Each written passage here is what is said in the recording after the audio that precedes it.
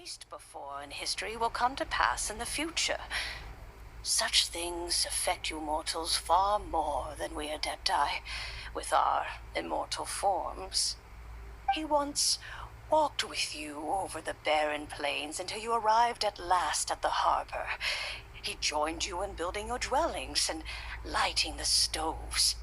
It was his hand that lit the very first street lamp of Liyue and brought the aroma of cooked food into you mortals no longer remember him. But back in the age when you did, he was the closest of all the Adepti to the common folk.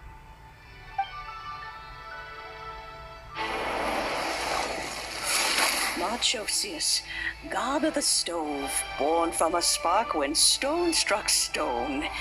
He was a god with a great love for humanity and their well-being.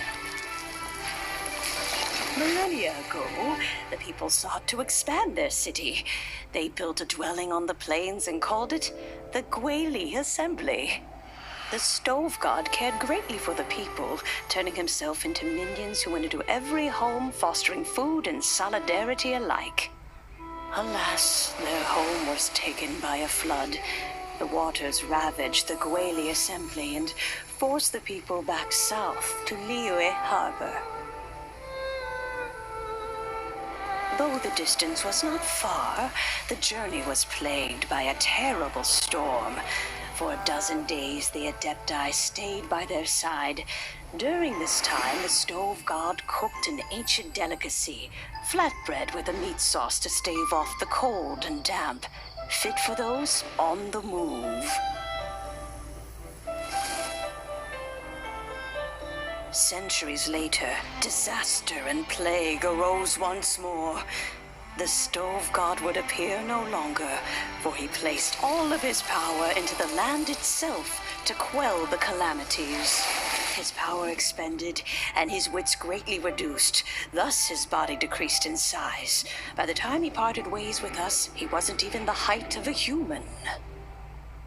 He told Rex Lapis and I of the dishes that bring joy and of the secrets of the flame, then went into the mountains and entered into a long slumber.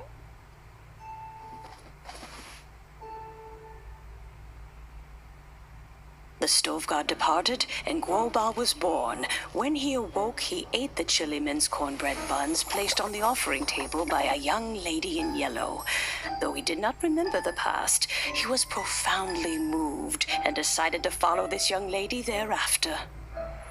The stove god had quietly disappeared, but the vendors rose early to hawk their wares. People went out to buy goods, lit their stoves, and cooked food, just as they had done every day for as long as they could remember. In Liyue, things have always been this way.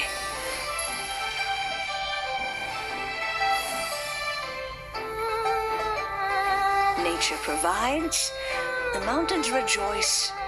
We are blessed by heaven's good grace. Years have gone by. The world has transformed, but our way of life survives.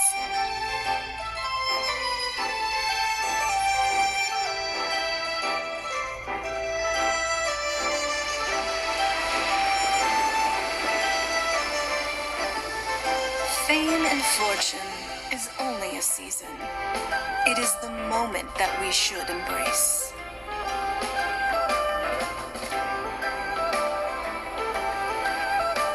Past meets present. Heritage becomes legacy. Long into the future may we thrive. You once told me that dining is the profoundest of customs in the human world. To eat well is to consume vitality itself, and to drink well is to partake of the very essence of the world. It is a matter of paramount importance, you said, for people cannot face the arduous journey ahead on an empty stomach. At once a humble affair and a profound one. A humble meal of maize and spring water is also profound in that. By ensuring one's survival, it paves the way for millennia of human history and culture to come. My dear friend, Liu has changed so much while you have slept. Looking at the prosperity and beauty around us today, does it... Guoba, this is kind of a huge deal. Why didn't you say anything? He is not who he once was. Even the power of speech evades him now. There is no way he could have told you. Oh. Guoba,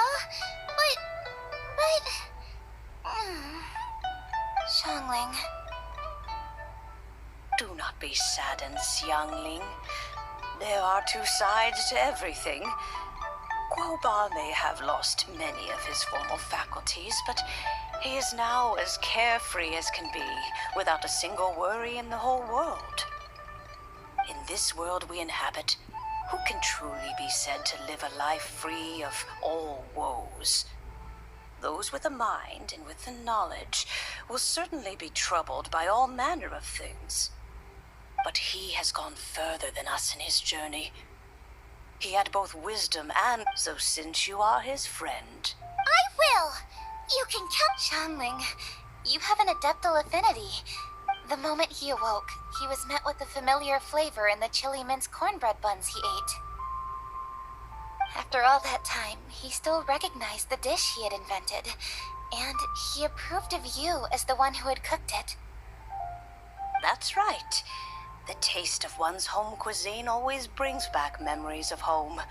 Though he remembered nothing, eating the food you had cooked gave him a feeling of familiarity.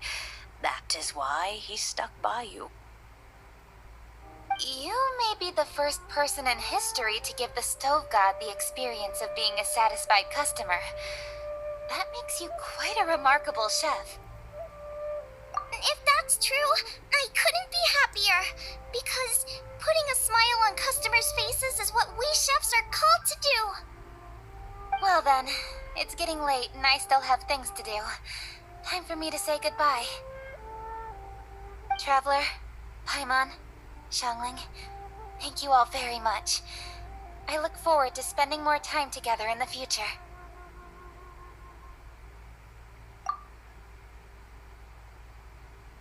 I guess my dad's probably heard the good news already, but I should still go catch up with him. Master, it's been a while since you came by. Why don't you join me? He thinks about you all the time, you know. He's always telling me to invite you over. Oh, goodness me. Then, far be it from me to refuse.